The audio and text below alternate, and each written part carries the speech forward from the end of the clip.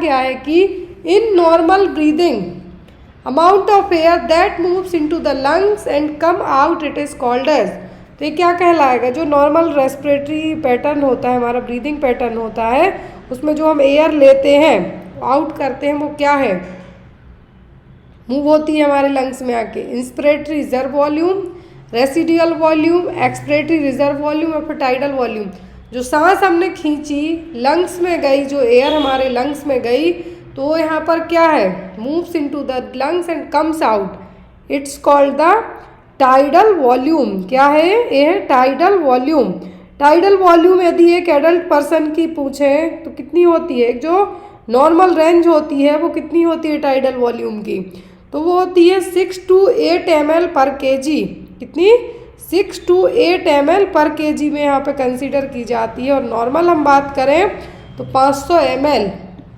यदि आपको ml में पूछें तो आपको बताना है 500 ml है जो एक नॉर्मल टाइडल वॉल्यूम रेंज है जो एक एक्सेप्ट कर सकते हैं। As compare to male, female में मेल की टाइडल वॉल्यूम ज़्यादा होती है कंपेयर टू फीमेल के। यदि फीमेल की 400 है तो मेल की टाइडल वॉल्यूम कितनी होगी, 500 होगी। Next is the end product in the process of blood coagulation is. तो ब्लड कोआगुलेशन के रक्त का थक्का जमने वाले हमने स्टेप पढ़े हैं, तो ब्लड कोआगुलेशन के हमने स्टेप पढ़े हैं, तो उन स्टेप में सबसे लास्ट प्रोडक्ट क्या बनता है, फाइब्रिन, थ्रोम्बोनिन, थ्रोम्बोप्लास्टिन या फिर प्रोथ्रोम्बिन। जो क्लॉटिंग फैक्टर हैं, क्या है, क्लॉटिंग फैक्टर्स हैं, इनकी यदि डेफिशिएंसी होती है तो प्रॉब्लम होती है। अब यहाँ पर ब्लड कोआगुलेशन की जो प्रोसेस है, क्या है, ब्लड कोआगुलेशन मतलब रक्त का थक्का जमने की जो प्रोसेस है, इसमें सबसे एंड प्रोडक्ट कौन सा बनता है, तो सबसे आखिरी वाले प्रोडक्ट की हम बात करें तो वो बनता है फाइब्रिन। क्या बनता है, फाइब्रिन। और यदि यहाँ पर कुछ मिनरल पूछे, कौन सा मिनरल हेल्पफुल होता है, तो वो होता है कैल्शियम। क्या है, कैल्शियम। तो यहाँ पर यदि लास्ट प्रोडक्ट की बात की जाए कभी भी एग्जाम में, तो लास्ट में हमेशा बनता है फाइब्रिन। क्या है, फाइब्रिन। अब यदि फैक्टर पूछे तो टोटल 13 फैक्टर होते हैं ब्लड कोआगुलेशन प्रोसेस के लिए। जो क्लॉटिंग फैक्टर होते हैं वो कितने होते हैं, 13। Fibrinogen, prothrombin, tissue thromboplastin, calcium ion लेवाइल फैक्टर जिसको हम 5th फैक्टर कहते हैं, स्टेबल फैक्टर 7, एंटी हीमोफ्लिक, और जो 8वें नंबर और 9वें नंबर का एंटी हीमोफ्लिक और क्रिसमस फैक्टर। इसकी डेफिशिएंसी के कारण क्या होता है, हीमोफीलिया। हीमोफीलिया यदि पूछे तो क्लॉटिंग फैक्टर हैं जो ब्लड के 8वें और 9वें नंबर के फैक्टर की यदि कमी होती है तो उसके कारण होते हैं। 12वें नंबर का पूछे तो वो कहलाता है हैगमैन फैक्टर। इन फैक्टर्स में मोस्ट ऑफ दी यदि बात करें हम तो आपको एग्ज़ाम में या तो आपको एंड प्रोडक्ट पूछा जाता है, या फिर पीटी टाइम मतलब प्रोथ्रोम्बिन टाइम क्या होगा, कोआगुलेशन टाइम क्या होगा, एंड प्रोडक्ट क्या होगा, या जो 13 प्रोडक्ट होते हैं 13 यहाँ पर ब्लड कोआगुलेशन के फैक्टर होते हैं, क्लॉटिंग फैक्टर होते हैं, उनके नाम पूछे जा सकते हैं। और कॉमनली हीमोफीलिया पूछा जाता है, तो हीमोफीलिया में 8 और 9 की कमी के कारण होगा। Next one, renin is hormone secreted by the. तो रेनिन हार्मोन है, इसको कौन सीक्रेट करता है, पेंक्रियास, किडनी, लीवर या फिर ओवरी। पेंक्रियास से तो इंसुलिन, ग्लूकागोन, सोमेटोस्टेटिन होता है। लीवर से एंजाइम्स जनरली रिलीज होते हैं। ओवरी है जो एस्ट्रोजन रिलीज करती है, जो हमारे रिप्रोडक्टिव सेक्सुअल कैरेक्टरिस्टिक्स के लिए जो हार्मोन ज़रूरी है वो रिलीज़ करेगी। तो यहाँ पर रेनिन रिलीज करेगा वो कौन करेगा, किडनी। कौन करेगा, kidney. Next one, all of the following hormone are secreted by anterior pituitary except. तो एंटीरियर पिट्यूटरी मतलब आगे का भाग है जो एंटीरियर पिट्यूटरी का, सभी हार्मोन रिलीज करेंगे किसी एक को छोड़कर। Growth hormone, oxytocin, prolactin, gonadotropin.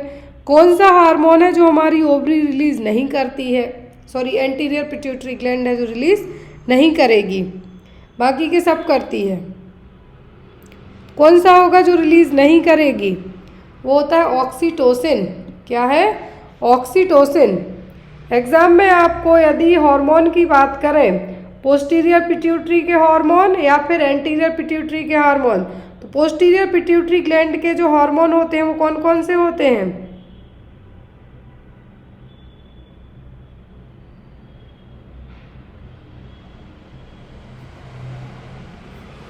Release करती है, ग्रोथ हार्मोन होगा, प्रोलैक्टिन होगा, गोनाडोट्रोपिन होगा और बहुत सारे हार्मोन्स होंगे। लेकिन यहाँ पर पोस्टीरियर पिट्यूटरी के जो मेन हार्मोन रिलीज होते हैं वो होता है ऑक्सीटोसिन, वैसोप्रेसिन जिसको हम एंटी डाययूरेटिक हार्मोन कहते हैं, ADH, और आता है आपका एडिनोकॉर्टिकोट्रोपिक हार्मोन और मेलेनोसाइट स्टिमुलेटिंग हार्मोन, MSH जिसको कहेंगे। बट एग्जाम में यदि पूछे कि सभी हार्मोन कौन रिलीज कर रहा है, यदि हो सकता है पोस्टीरियर के दे के एंटीरियर का पूछे या एंटीरियर के जो दिए गए हैं पोस्टीरियर पूछे, तो ऑक्सीटोसिन की जगह यदि ADH होता है, वैसोप्रेसिन होता तो आप उसको भी मार्क कर सकते थे। Next one, Broca's area is located in which lobe. तो यहाँ पर ब्रोकास एरिया कहाँ पर प्रेजेंट होगा, ब्रेन के लोब है यहाँ पर है, पैराइटल, फ्रंटल, टेम्पोरल या फिर ऑक्सीपिटल। ब्रोकास एरिया ब्रेन का ऐसा रीजन है जो, इसको हम एक तरीके से भी कह सकते हैं ब्रोका एरिया को, जो ब्रेन जहाँ पर मोस्ट ऑफली स्पीच फंक्शनिंग कंट्रोल होती है। क्या होगी, स्पीच फंक्शनिंग के लिए ब्रोका एरिया क्या है, रिस्पॉन्सिबल है। तो इसका मेन काम क्या होगा, स्पीच के लिए होगा, बहुत सारे न्यूरॉन्स यहाँ पे रहेंगे। तो यहाँ पर इस ब्रोका एरिया का जो लोकेशन है वो कौन सी होगी, मतलब किस जगह पे होगा, parietal lobe side, frontal, temporal या ऑक्सीपिटल।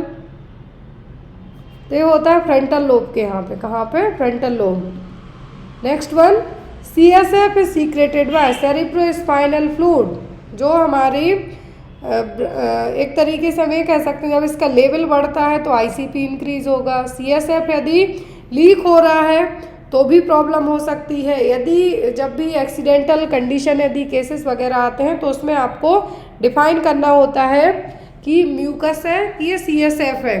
तो CSF का सीक्रेशन कौन करता है, हाइपोथैलेमस बिल्कुल नहीं, पीनियल बॉडी ये भी नहीं करती, ये करता है कोरोइड प्लेक्सस। क्या है, कोरोइड प्लेक्सस। और एक तरीके से हमारी स्पाइनल कॉर्ड के लिए कुशन का काम करता है, किसका, तकिए टाइप काम करेगा।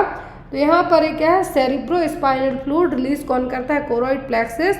यदि जब ये कोरोइड प्लेक्सस ज़्यादा है, जो कोरोइड प्लेक्सस ज़्यादा CSF रिलीज करने लगे और एब्जॉर्प्शन ज़्यादा ना हो, तब कंडीशन क्या बनती है, हाइड्रोसेफेलस, लार्ज साइज जो हेड हो जाता है, CSF ऑक्यूमुलेट होना स्टार्ट हो जाता है।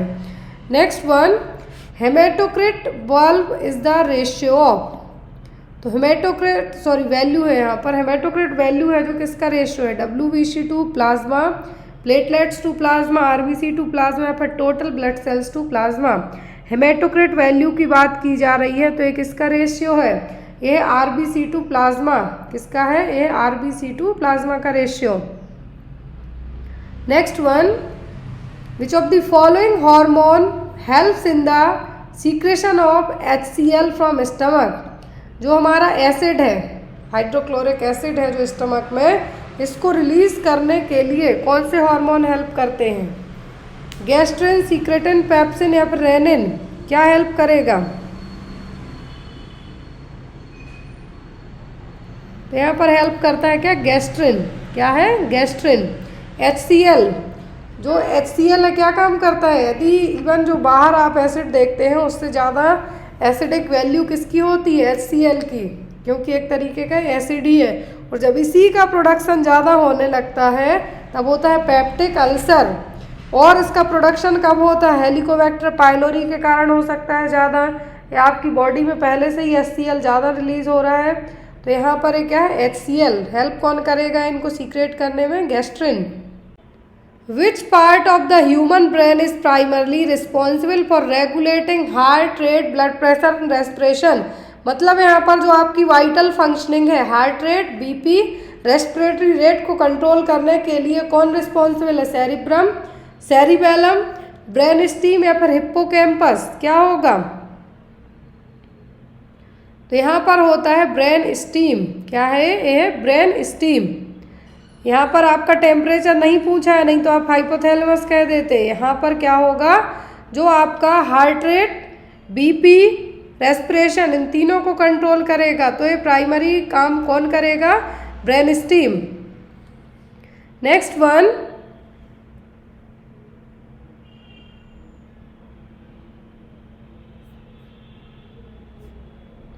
विच of the following terms describe the body's ability to maintain its normal state. यहाँ पर कहा गया है कि कौन सा टर्म यूज़ किया जाएगा कि बॉडी हमारी नॉर्मल स्टेट में है। एनाबॉलिज्म, कैटाबॉलिज्म, टॉलरेंस या फिर होम्योस्टेसिस। किस टर्म के थ्रू आप ये कह सकते हैं कि बॉडी हमारी नॉर्मल है?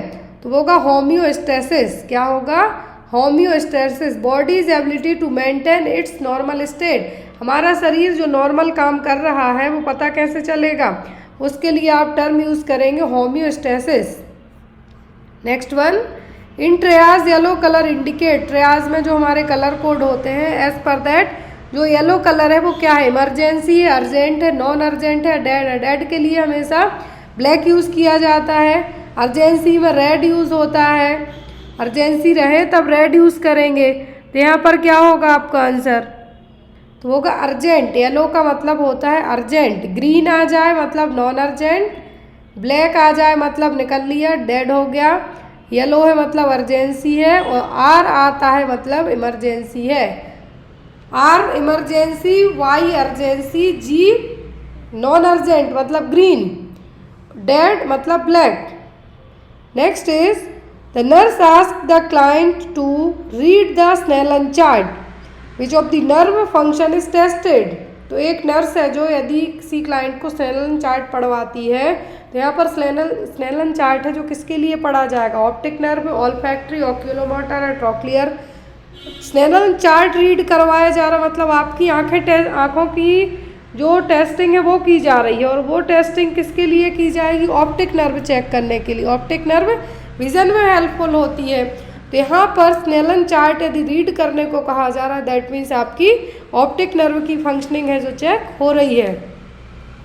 नेक्स्ट वन, एक होता है जैसे स्नेलन चार्ट होता है वैसे एक इशारा चार्ट होता है, सर्किल शेप में रहेगा। उसमें कुछ आपका बैक साइड में कुछ नंबर वगैरह होगा, बहुत सारे कलर होंगे। वो आपकी कलर ब्लाइंडनेस के लिए यूज़ किया जाता है। किसके लिए? कलर ब्लाइंडनेस के लिए। नेक्स्ट है यहाँ पर, which of the following is a plasma value expander. Plasma value expander इनमें से कौन सा है? Normal saline, Haemaccel, Ringer lactate, dextrose, normal saline. कौन सा है यहाँ पर? Plasma volume expander. तो यहाँ पर as a plasma volume expander की हम बात करें तो वो होगा Haemaccel. Next one, final stage of grief is. Grief मतलब दुख दर्द की जो एज पर कुबलर रॉस के यहाँ पर जो डिनाइल जो स्टेज दी गई है कुबलर रॉस के हिसाब से, ग्रीफ की किसी दर्द से उभरने की फाइनल स्टेज क्या है? मतलब last stage. Bargaining, denial, acceptance या फिर डिप्रेशन। कौन सी होगी यहाँ पर फाइनल स्टेज? तो वो थी एक्सेप्टेंस। एट द एंड क्या करना है? एक्सेप्ट करना है। पहले हम डिनाई करेंगे, फिर बार्गेनिंग करेंगे, देन आफ्टर आप क्या करेंगे? बार्गेनिंग करने के बाद आप सोचेंगे, एंड में कहाँ जाएंगे? आप डिप्रेशन में भी जाएंगे, लेकिन एंड में उस चीज़ को आपको एक्सेप्ट करना ही होगा कि नहीं, मेरा ये एग्ज़ाम नहीं निकला है। ये चीज़ आपका जब भी ये नॉर्मल है, ये क्या है? हमारी साइकोलॉजी है, नॉर्मल है कि किसी भी चीज़ का सडनली यदि आपने लेट से आपने अपना एग्ज़ाम बहुत अच्छा दिया बट आपका सिलेक्शन नहीं हुआ, तो आपको थोड़ी देर तो एक्सेप्ट करने में लगेगी ही। तो उस बीच में जो चीज़ें आपके दिमाग में चलती हैं कि आप डिनाई कर रहे हैं कि नहीं ऐसा नहीं हो सकता, मैंने तो पूरे क्वेश्चन सही से मार्क किए थे, एग्जामिनर की गलती होगी। देन आप बार्गेनिंग आपका वही है कि आप पूरा ब्लेम एग्जामिनर के मत्थे मढ़ देंगे। फिर आपको एट द एंड दुख होगा, पछतावा होगा, एंड में एक्सेप्ट करना होगा कि नहीं हुआ है, अब हमें नेक्स्ट टाइम फिर से अच्छे से तैयारी करनी होगी। Next one, solution with higher osmotic pressure that pulls fluid from the cells. यहाँ पर ऐसा सॉल्यूशन पूछा है कि जो सेल्स से फ्लूइड खींच ले, सेल्स से फ्लूइड को पुल आउट कर ले, वो कौन सा सॉल्यूशन होगा? आइसोटोनिक, हाइपोटोनिक, हाइपरटोनिक या ऑन्कोटिक। तो यहाँ पर दो सॉल्यूशन सेल्स से pulls fluid from the cells, it's a hypertonic solution. क्या है? Hypertonic solution. Next one, crackling sound bilaterally at the bases of lungs is referred to as. Crackling sound आ रहा है, क्रैकलिंग साउंड हो रहा है कहाँ से? बेस ऑफ द लंग्स से, तो इसको क्या कहेंगे? ब्रोंचाई, वीजिंग, रेल्स या फिर प्लूरल रब। ये सभी तरीके के साउंड एग्ज़ाम में बहुत अच्छे से आते हैं। वीजिंग मतलब सीटी टाइप बज रही हैं। रौनचाई यहाँ पर ये होगा नहीं, क्योंकि क्रैकलिंग साउंड के लिए जो टर्म यूज़ किया जाता है वो होता है रेल्स। क्या है? Rales. Next is positive Babinski sign is. तो बबिंस्की साइन क्या है यदि पॉजिटिव है तो? Abnormal for adults, abnormal for children, abnormal for all age group या फिर एबनॉर्मल फॉर न्यूनेट्स। किसके लिए यहाँ पर बबिंस्की साइन कहा गया है? ऑल एज ग्रुप के लिए, एडल्ट्स में, बच्चों में, कि ओल्ड एज पर्सन में, किस में हो गए? बबिंस्की साइन यदि पॉजिटिव है मतलब यहाँ पर क्या है? यदि बबिंस्की साइन की बात की जा रही है, क्या है? बबिंस्की साइन। तो बबिंस्की साइन है जो यदि पॉजिटिव आता है तो यहाँ पर इसका मतलब क्या है कि एबनॉर्मल फॉर एडल्ट्स, एडल्ट्स में नॉर्मल चीज़ नहीं है, बाकी बच्चों में है, न्यूनेट्स में है, ऑल एज ग्रुप कह सकते हैं हम, लेकिन एबनॉर्मल फॉर एडल्ट्स यहाँ पर क्या होगा? सही नहीं होगा। एक तरीके से हम ये कह सकते हैं कि पॉजिटिव है मतलब पैर क्या हो गया? ऊपर की तरफ जा रहा है, जो एडल्ट्स में नॉर्मल नहीं है। बच्चे इस तरीके से करते हैं बट एडल्ट्स में यहाँ पर नॉर्मल नहीं माना जाएगा। नेगेटिव और पॉजिटिव। न्यूट्रल आता है मतलब आपका जो पैर है, टो है, वो आप नीचे की तरफ राउंड करेंगे। एबनॉर्मल है तो कैसा है? ऊपर की तरफ है। पॉजिटिव आया मतलब एबनॉर्मल है। Next one, what information does anecdotal record contains. तो जो एनेक्डोटल रिकॉर्ड्स हैं इसमें क्या चीज़ें इंक्लूडेड रहेंगी? Record of some observation about a person, record of number of patient involve, record of death या मेकिंग स्टेटमेंट ऑफ जजमेंट। क्या चीज़ें इंक्लूड रहेंगी? तो यहाँ पर जो भी चीज़ें इंक्लूडेड होंगी वो होंगी आपकी observation of about a person. Anecdotal record में क्या होगा? किसी भी पर्सन के बारे में उसकी पूरे डिटेल में चीज़ें क्या है? रिकॉर्ड होगा कुछ। Next one, what can be assessed by Romberg test.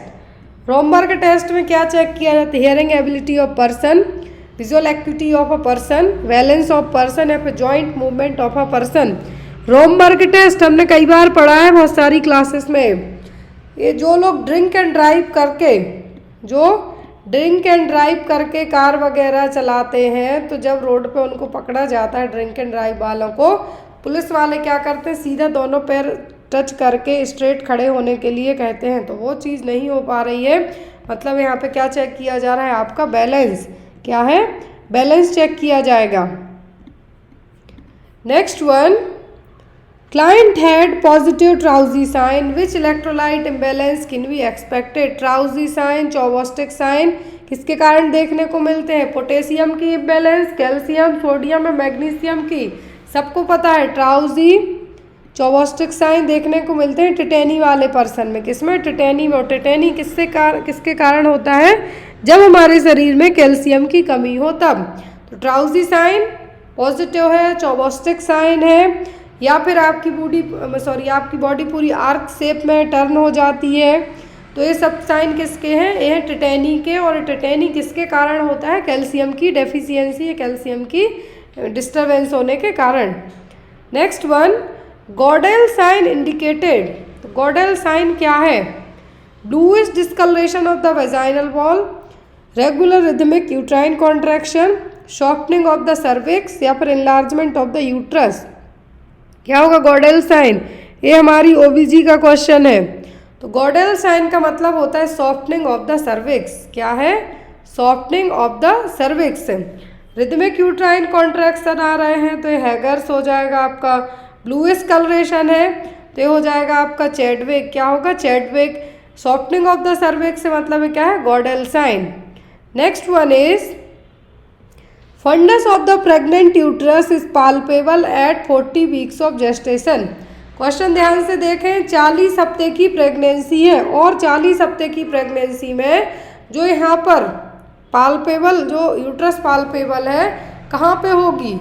Eight the level of 32 weeks, at the level of xiphisternum मतलब चेस्ट के यहाँ पर स्टर्नम का जो लास्ट पार्ट है, at the level of umbilicus, at the level of symphysis pubis.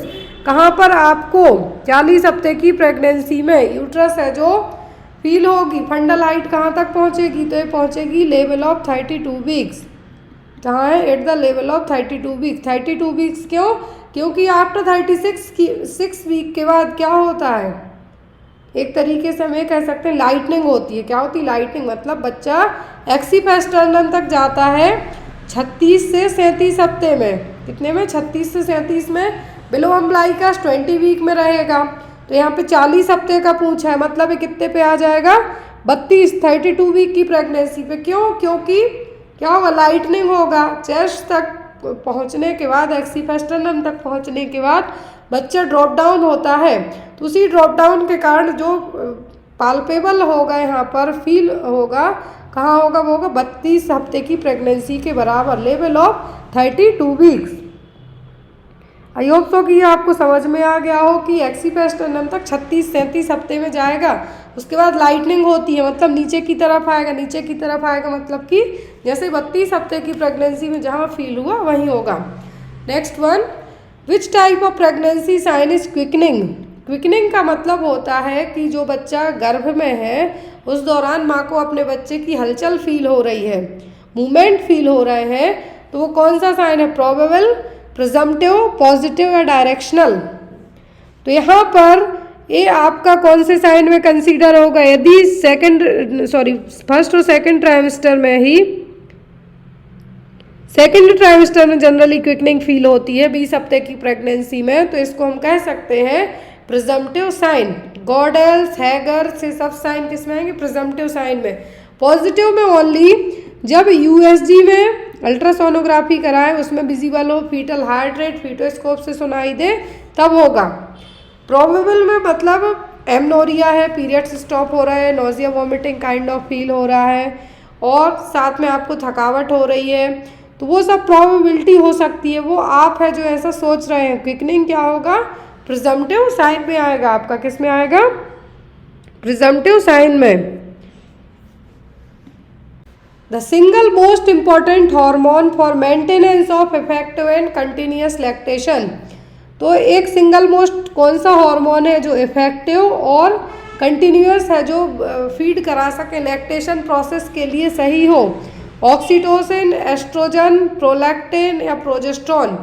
Oxytocin, prolactin, इन दोनों में से आपका आंसर होगा, ना एस्ट्रोजन होगा ना प्रोजेस्ट्रॉन होगा। तो आप लोग भी यहाँ पे बताइए कि आप किसको मार्क करेंगे।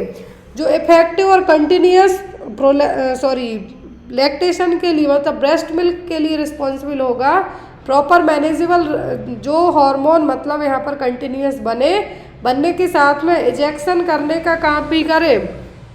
जब प्रोडक्शन होगा उसके बाद तो इजेक्शन होगा। प्रोडक्शन के लिए हमेशा पूछते हैं, तो आप आंख बंद करके प्रोलैक्टिन कह सकते हैं। क्या है, प्रोडक्शन के लिए प्रोलैक्टिन, और इजेक्शन के लिए पूछें तो ऑक्सीटोसिन, जिसको हम लेट डाउन हार्मोन भी कहते हैं, और लेट डाउन रिफ्लेक्स के लिए हार्मोन तो होता है ऑक्सीटोसिन। कंटिन्यूअस और इफेक्टिव वे ऑफ लैक्टेशन के लिए और जो कंटिन्यूअस ब्रेस्ट में मिल्क का प्रोडक्शन होते रहे उसके लिए हार्मोन कौन सा उत्तरदायी है, तो वो होता है प्रोलैक्टिन हार्मोन। अगला क्वेश्चन है यहाँ पर, the dose of anti day immunoglobulin for RH negative mother after the birth of baby. तो एंटी डी इम्यूनोग्लोबुलिन दिया जाता है यदि RH नेगेटिव मदर है, तो बच्चे के लिए माँ के लिए कितना डोज दिया जाएगा। यहाँ पे बेबीज के लिए डोज पूछा है, यदि माँ RH नेगेटिव है तो जो होने वाला बच्चा है उसको एंटी डी इम्यूनोग्लोबुलिन का कितना डोज देंगे, 50 mcg, 100 mcg, 200 mcg या फिर 300 mcg। कितना डोज यहाँ पर उस बच्चे के लिए आप एडमिनिस्टर करेंगे। जो डोज होगा वो होगा 300 mcg। कितना, 300 mcg डोज है जो बच्चे को दिया जाएगा। यदि माँ RH नेगेटिव है तो जो होने वाला बच्चा है उसको विदिन 72 घंटों के 300 mcg एंटी डी इम्यूनोग्लोबुलिन है जो इंजेक्ट किया जाएगा। अगला क्वेश्चन है यहाँ पर, umbilical cord is attached to the edge of the placenta, it is called as. Umbilical cord है जो यदि प्लेसेंटा के सेंटर में अटैच होती है, मतलब नॉर्मल है। क्या है, नॉर्मल है। लेकिन जब यदि अम्बिलिकल कॉर्ड एज से मतलब जस्ट कॉर्नर से अटैच हो जाए तो ये क्या है, ये हमने जो एबनॉर्मलिटी है प्लेसेंटा की कई बार पढ़ी भी है। बेलामेंटस प्लेसेंटा सक्सिनेटा, बैटल डोर प्लेसेंटा, फिर प्लेसेंटा इनक्रिएटा। ये कहलाता है यदि प्लेसेंटल एज से अम्बिलिकल कॉर्ड अटैच होती है तो ये कहलाता है बैटल डोर प्लेसेंटा। क्या कहलाएगा? ये कहलाएगा आपका बैटल डोर प्लेसेंटा। वेलामेंटस में तो साइड से इंसर्ट होगी, यहाँ पर जस्ट लाइक कॉर्नर से अटैच हो रही है, ठीक है, battledore placenta. Next one, carcinoma of cervix in stage 1। तो कार्सिनोमा ऑफ सर्विक्स है स्टेज 1 में कहाँ तक स्प्रेड आउट हो जाएगा? Carcinoma is strictly confined to cervix, carcinoma spread beyond the cervix, carcinoma spread beyond the uterus, या फिर carcinoma spread in the abdomen. कहाँ तक फैलेगा यदि स्टेज 1 पर कार्सिनोमा है सर्विक्स में? तब तो ये होगा कन्फाइंड टू द सर्विक्स। कहाँ तक? सर्विक्स तक। लेकिन यहाँ पर हमने स्टेज पढ़ी है किसकी? सर्वाइकल कैंसर के लिए। क्या है? सर्वाइकल कैंसर के लिए यदि हम स्टेज की बात करें, क्या है? सर्वाइकल कैंसर में यदि हम स्टेज की बात करें तो ये अलग अलग है, जो 4 उसमें फैलेगा, 1A, B, 2A। तो यहाँ पर यदि बात की जा रही है किसकी? कि स्टेज 1, 2, 3। तो यदि स्टेज 1 की बात करें हम, स्टेज 1 का यहाँ पे पूछा है तो ये कहाँ पर होगा? 3 mm से कम का होगा। क्या है? 3 mm से कम का होगा और ओनली सर्विक्स को ही ये यहाँ पे कवर करेगा। क्या है? सर्विक्स को कवर करेगा। जब ये यूट्रस तक फैल जाए, जब ये यूट्रस तक आ जाए तो स्टेज 2 में चला जाएगा। किसमें? 2 में चला जाएगा। लेकिन जब ये अदर ऑर्गन में भी फैलने लगे तो ये 3 में जाएगा। तो यहाँ पर ओनली सर्विक्स के लिए सर्वाइकल कैंसर की स्टेज 1 पूछी है। क्या होगा? Carcinoma strictly confined to cervix. Next one is narrowest part of the fallopian tube. सबको पता है फैलोपियन ट्यूब का सबसे सकरा मतलब सबसे नैरो पार्ट क्या है? इंटरस्टिशियल पोर्शन, इस्थमस, इनफंडिबुलम या फिर एम्पुला, ये सभी पार्ट है। तो यहाँ पर सबसे नैरो और सबसे सकरा पार्ट कौन सा होता है? वो होता है इंटरस्टिशियल स्पेस और इंटरस्टिशियल पोर्शन। एम्पुला में फर्टिलाइजेशन होता है, याद रखिएगा। एम्पुला में हमेशा क्या होता है? फर्टिलाइजेशन होता है। और सबसे सकरा भाग पूछे तो नैरो पूछे तो क्या होता है? Interstitial portion.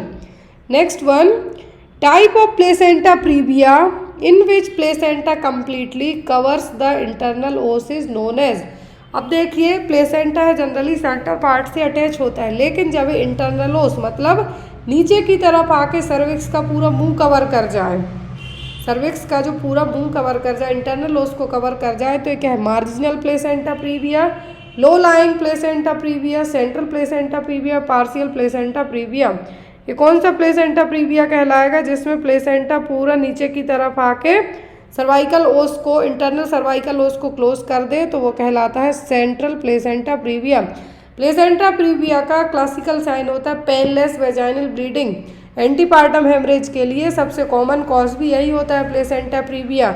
एंटीपार्टम हेमरेज का मतलब होता है आफ्टर 28th वीक की प्रेगनेंसी के बाद यदि वेजाइनल ब्लीडिंग होना स्टार्ट हो जाए लेकिन दर्द ना हो, वो क्या कहलाता है? Placenta previa. और यदि प्लेसेंटा पूरे तरीके से कवर कर ले इंटरनल ओस को, कंप्लीटली कवर पूछा है, तो ये क्या हो जाएगा? Central placenta previa. अगला क्वेश्चन है यहाँ पर हमारा,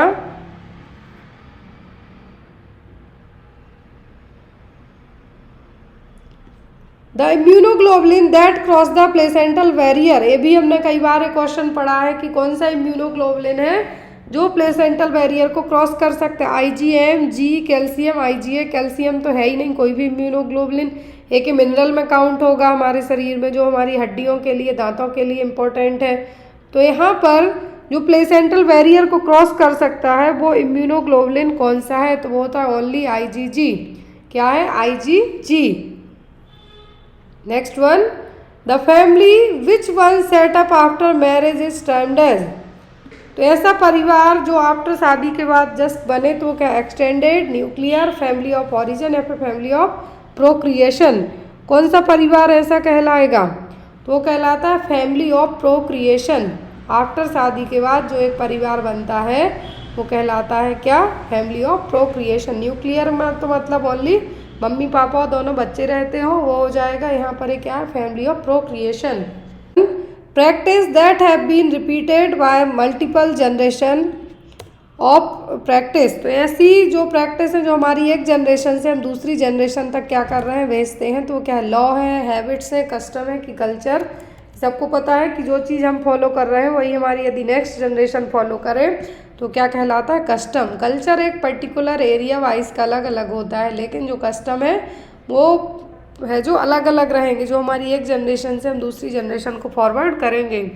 नेक्स्ट है, in India the most rigid system stratification is, तो भारत का जो स्ट्रेटिफिकेशन सिस्टम है वो क्या है, क्लास को लेके, कास्ट को लेके, स्टेट को लेके कि स्लेवरी को लेके, तो सबसे बड़ी समस्या है वो है कास्ट, क्या है, caste. Next one, social changes refers to, तो सोशल चेंजेस किस में बदलाव जरूरी है, इंडिविजुअल की वैल्यू में, सोसाइटी की वैल्यूज़ में, कि टेक्नोलॉजी में, कि सेंसस में, जनगणना में, किसमें, तो सोशल चेंजेस का मतलब होगा कि changes in the society, values का चेंज होना सोसाइटी में, तो यहाँ पर आपका आंसर क्या होगा, ऑप्शन नंबर बी।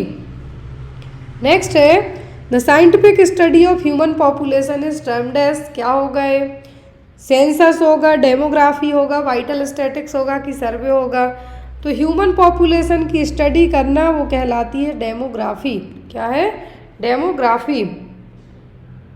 काउंटिंग करना वो कहलाता है सेंसस, क्या होगा, सेंसस। अब नेक्स्ट क्वेश्चन है, nurse would advise the patient to avoid salt substitute such as food such as banana, tomato, orange juice for following disorder, यदि एक नर्स है जो अपने मरीज को मना करती है कि ना आप नमक वाली चीज़ें लो और ना ही आप केला, टमाटर या ऑरेंज जूस लीजिए, किसके लिए, हाइपरकैलेमिया, हाइपोकैलेमिया, हाइपोमैग्नीसीमिया, फिर मेटाबॉलिक एसिडोसिस के लिए, तो यदि आपके शरीर में मना किया जा रहा है कि नमक की चीज़ें ना लो, तो या तो सोडियम के कारण हो सकता है, या फिर आपको जब बनाना और टमाटर और ऑरेंज जूस भी मना किया है, मतलब आपका पोटेशियम के लिए है, तो ये किसके लिए है, पोटेशियम लेवल बढ़ा हुआ है, मतलब हाइपरकैलेमिया का केस है, इसीलिए सब चीज़ें मना करने के लिए कहा जा रहा है कि इन चीज़ों को ना लें। ये देखिए आगे अभी जो हमने शुरुआत में पढ़ा था क्लॉटिंग फैक्टर को लेके, absence of the following clotting factor leads to haemophilia A, हमने पढ़ा था 8वें और 9वें फैक्टर की कमी के कारण हीमोफीलिया होता है। अब यहाँ पे पूछा है कि हीमोफीलिया ए के लिए कौन से नंबर का क्लॉटिंग फैक्टर रिस्पॉन्सिबल है। अब आपको पता है कि 8 और 9 नंबर का है, तो आपका ऑप्शन ए और ऑप्शन डी किसी काम का नहीं है।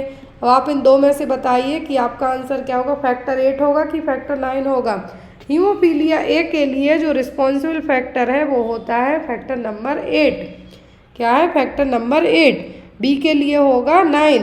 ये दोनों फैक्टर हैं जो इनकी कमी होने के कारण हीमोफीलिया ए है जो होता है। नेक्स्ट है, अ क्लाइंट वेटिंग 76 kg, मरीज का वजन 76 किलोग्राम है, इमरजेंसी डिपार्टमेंट में लाया गया है, 40% बर्न है, 40% बर्न है, पार्कलैंड फार्मूला यूज़ किया गया है, तो as per that parkland formula के 24 घंटे में जो फ्लूइड एडमिनिस्टर होगा वो कितना होगा, 6080 ml, 9120 ml, 12160 ml या फिर 15180 ml, based on total body surface area burn हुआ है, बॉडी का वजन क्या है, कितने % बॉडी बर्न हुई है। फ्लूइड एडमिनिस्टर करने के लिए पार्कलैंड फार्मूला यूज़ किया जाता है और TBSA चेक करने के लिए रूल ऑफ 9 है जो यूज़ किया जाता है। तो अब यहाँ पर एज पर दैट मरीज का वजन बताया गया है। अब आपको कैलकुलेट करना है कि 24 घंटे में 40% बर्न पेशेंट में हम कितना फ्लूइड एडमिनिस्टर करेंगे। जब आप कैलकुलेट करेंगे तो आपका निकल के आएगा 12,160 ml फ्लूइड आपको विदिन 24 आवर में एडमिनिस्टर करना है। आप लोग यहाँ पे इसको सॉल्व करके देख सकते हैं, क्योंकि यहाँ पे तो उतना लिख नहीं पाऊंगी मैं। पार्कलैंड फार्मूला आप लगाइए, मरीज का वजन 76 किलो लिखिए, total body surface area burn हुआ है 40%, 24 घंटे में कितना फ्लूइड आपको एडमिनिस्टर करना है। Next one,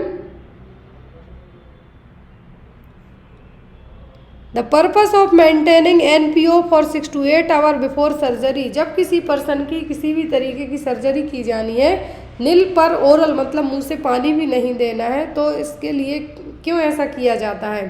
to prevent vomiting, to prevent electrolyte imbalance, to prevent pulmonary aspiration या फिर टू प्रिवेंट यूरिनेशन। किसके लिए ऐसा किया जाता है? यदि मरीज को हम 6 से 8 घंटे तक नील पर ओरल रखते हैं तो इसका रीज़न होता है कि मरीज पल्मोनरी एस्पिरेशन ना कर जाए, किसी भी चीज़ को एस्पिरेट ना कर जाए। इसीलिए जब भी कोई भी सर्जरी होती है मरीज को कहा जाता है कि आप 6 से 8 घंटे और 10 घंटे तक कुछ भी ना खाएं पिएं, कोई सी भी सर्जरी हो। तो यहाँ पर 6 to 8 आवर क्या रखा जाता है? नील पर ओरल और NPO। रीज़न ये है कि हमें पल्मोनरी एस्पिरेशन को प्रिवेंट करना है। विच of the following type fracture the bone is centred into numerous fragment. Question में देखिए कहा गया है कि किस तरीके का फ्रैक्चर है कि ये रही बोन। अब बोन है जो छोटे छोटे टुकड़ों में ब्रेकआउट हो जाए, तो ये क्या है? ग्रीन स्टिक, एवल्जन, कम्यूटेट या फिर डिस्प्लेस्ड फ्रैक्चर। किस तरीके के फ्रैक्चर में बोन है जो बहुत सारे हिस्सों में टूट जाएगी, सेटर्ड इनटू न्यूमरस फ्रेगमेंट, बहुत सारे टुकड़ों में टूटेगी। ग्रीन स्टिक में तो बोन इस तरीके से टूटेगी, ये रही आपकी बोन। यदि यहाँ पे बोन ब्रेक होती है तो इस तरीके से थोड़ा यहाँ पे क्या रहेगी? हैंग हो जाएगी। जैसे आप किसी लकड़ी को तोड़िए, दातुन बनाते हैं, उसको करके देखिए, बोन उस तरीके से टूटेगी, तो वो कहलाता है ग्रीन स्टिक। कम्यूटेट में होता है जनरली क्या कि बोन बहुत सारे टुकड़ों में टूट जाएगी, वो क्या है? Comminuted fracture. Next one, immediate treatment of dog bite. तो डॉग बाइट यदि किसी को कुत्ता काट ले तो यहाँ पर क्या करना है? इमीडिएट हॉस्पिटलाइज्ड करना है, application of antiseptic, wash the wound with soap and water या फिर सूचरिंग कर देना है डायरेक्ट। यदि किसी को कुत्ता काट दे या बिल्ली काट दे तो सबसे फर्स्ट प्रायोरिटी होती है कि पानी में, रनिंग वाटर में आपको कंटिन्यूस साबुन से धुलना है। फर्स्ट प्रायोरिटी आपकी यही होती है कि साबुन से क्या करना है? धुलते जाना है। देन आफ्टर आप उसको हॉस्पिटल लेके जाइए, लेकिन सबसे पहले यदि, क्योंकि तुरंत ना आपके पास एंटीसेप्टिक होंगे ना हॉस्पिटल होगी पास में, सबसे पहले आपके पास पानी साबुन इजीली अवेलेबल है, तो उस चीज़ को आप क्या कीजिए? धुलते जाइए। Next one, which of the following is screening test for balance. तो बैलेंस के लिए कौन सा टेस्ट है? हमने इसको आगे भी पढ़ा है, रिने, बेबर, एलन या फिर रोमबर्ग टेस्ट। कौन सा टेस्ट किया जाता है बैलेंस के लिए? तो वो होता है रोमबर्ग टेस्ट, जो हमने स्टार्टिंग में ही पढ़ा था क्वेश्चन। रिने और बेबर है जो जनरली इसके लिए किए जाते हैं, हेयरिंग के लिए। Next one, silver nitrate dressing में कॉज। तो जो सिल्वर नाइट्रेट ड्रेसिंग है इसके कारण क्या हो सकता है? Increase creatinine level, depletion of sodium and potassium, increased BUN, increased potassium level. क्या कर सकती है ये वाली ड्रेसिंग? तो ये कर सकती है depletion of sodium and potassium. क्या है? सोडियम और पोटेशियम को डिप्लेशन मतलब कि एक तरीके से अब्जॉर्ब करना। Next one, sign and symptom of digoxin toxicity. यदि किसी के शरीर में डिगॉक्सिन ओवरडोज हो जाए, डिगॉक्सिन टॉक्सिसिटी हो जाए, क्या साइन सिम्टम देखने को मिलेंगे? कन्वल्जन होगा, वर्टिगो होगा, येलो विजन होगा, मसल क्रैम्प होगा। जो कानों में है जो एक तरीके से घंटियाँ सी सुनाई देंगी, टिनिटस टाइप, वॉमिटिंग वगैरह होगी, लेकिन जो विज़न है वो कैसा होगा? येलो टाइप हो जाएगा, येलो धुंधला टाइप, ब्लड टाइप का विज़न देखने को मिलेगा। तो यहाँ पे आपका आंसर क्या होगा? येलो विज़न, मतलब पीलापन टाइप है जो दिखाई देगा आंखों के सामने। Next one, diabetic insipidus is caused by the deficiency of. तो एक होता है डायबिटिक मेलाइटिस मतलब DM, जो इंसुलिन के लिए है। डायबिटिस इंसिपिडस, इसके लिए रिस्पॉन्सिबल क्या कौन होता है? एंटी डायूरेटिक हार्मोन और वैसोप्रेसिन। क्या है? Anti diuretic hormone. तो यहाँ पे आपका आंसर क्या होगा? A। इंसुलिन कहें तो DM के लिए होगा A। Next one, according to Piaget, egocentrism is the feature of which of the cognitive development. Piaget की जो जीन पियागेट की जो हमने थ्योरी पढ़ी है, अकॉर्डिंग टू दैट थ्योरी है जो ईगोसेंट्रिज्म देखने को मिलेगा कॉन्क्रीट ने operational, pre operational, formal operational या फिर सेंसरी मोटर स्टेज में। तो ये देखने को मिलता है प्री ऑपरेशनल स्टेज में। कब? प्री ऑपरेशनल डेवलपमेंट और प्री ऑपरेशनल स्टेज में। The ability to tolerate frustration is an example of one of the following function of. तो फ्रस्ट्रेशन को टॉलरेट करना किस तरीके का एग्जाम्पल है? ID, ईगो, सुपर ईगो या फिर अनकॉन्शियस माइंड का। यदि आप फ्रस्ट्रेट होकर उस चीज़ को टॉलरेट कर जा रहे हैं तो ये किसका होगा? ये होगा आपका ईगो का। किसका? ईगो का। Another term for super ego, super ego के लिए दूसरा वर्ड क्या यूज़ किया जाएगा? सेल्फ, आइडियल सेल्फ, नार्सिज्म या फिर कॉन्साइंस। तो सुपर ईगो के लिए जो वर्ड यूज़ होगा वो होता है कॉन्साइंस। कहते हैं कि कॉन्साइंस माइंड में है, मतलब यहाँ पर क्या है? Super ego. ID, ego, super ego, personality की ये तीन आपने पढ़े हैं। तो यहाँ पर क्या हो गए? सुपर ईगो को हम क्या कहेंगे? कॉन्साइंस।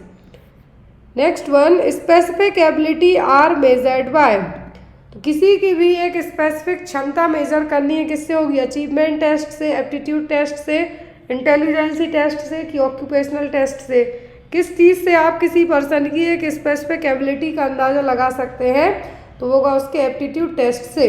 हो सकता है किसी पर्सन का आईक्यू अच्छा है लेकिन वो दूसरी चीज़ों में उतना है जो परफेक्ट ना हो। तो यहाँ पर किससे पता चलेगा? एप्टीट्यूड टेस्ट से। अचीवमेंट टेस्ट से आप हो सकता है नर्सिंग में बहुत अच्छे हो, जीके जीएस आपको उतना ना पता हो, तो अचीवमेंट टेस्ट से आपका पता नहीं चल पाएगा। नेक्स्ट है